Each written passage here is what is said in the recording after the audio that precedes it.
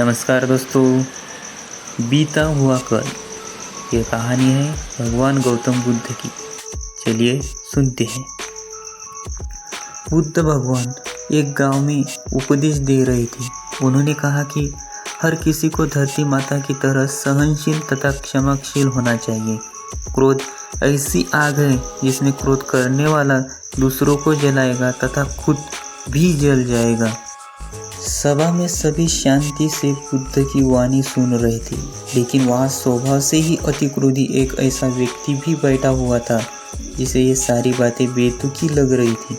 वह कुछ देर ये सब सुनता रहा, फिर अचानक ही आग बबूला होकर बोलने लगा, तुम पाखंडी हो, बड़ी बड़ी बातें करना यही तुम्हारा काम है। तुम लोगों को भ्रमित कर रहे हो।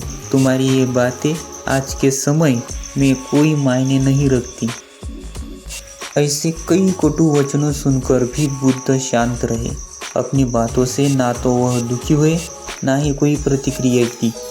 यह देखकर वह व्यक्ति और भी क्रोधित हो गया और उसने बुद्ध के मुंह पर थूक कर वहाँ से चला गया।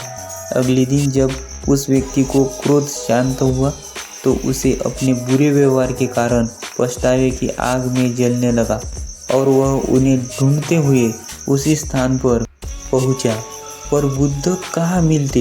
वह तो अपने शिष्यों के साथ पास वाले एक अन्य गांव निकल चुके थे। व्यक्ति ने बुद्ध के बारे में लोगों से पूछा और ढूंढते ढूंढते जहाँ बुद्ध प्रवचन दे रहे थे वहाँ पहुँच गया। उन्हें देखते ही वह उनके चरणों में गिर पड़ा और बोला, मुझे क्षमा कीजिए प्रभु। बुद्ध ने पूछा, कौन हो भाई, तुम्हें क्या हुआ, क्यों क्षमा मांग रहे हो? उसने कहा, क्या भूल गए? मैं वही हूँ जिसने कल आपके साथ बहुत बुरा व्यवहार किया था। मैं शर्मिंदा हूँ।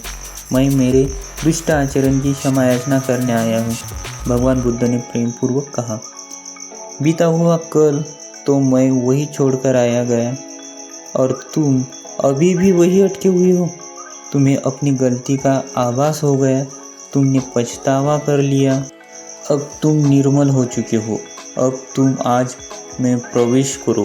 बुरी बातें तथा बुरी घटनाएं याद करते रहने से वर्तमान और भविष्य दोनों बिगड़ जाते हैं। बीते हुए कल के कारण आज को मत बिगाड़ो। उस व्यक्ति का सारा बोझ उतर गया। उसने भगवान बुद्ध के चरणों में पड़कर क्रोध त्यागने का तथा क्षमाशीलता का संकल्प लिया।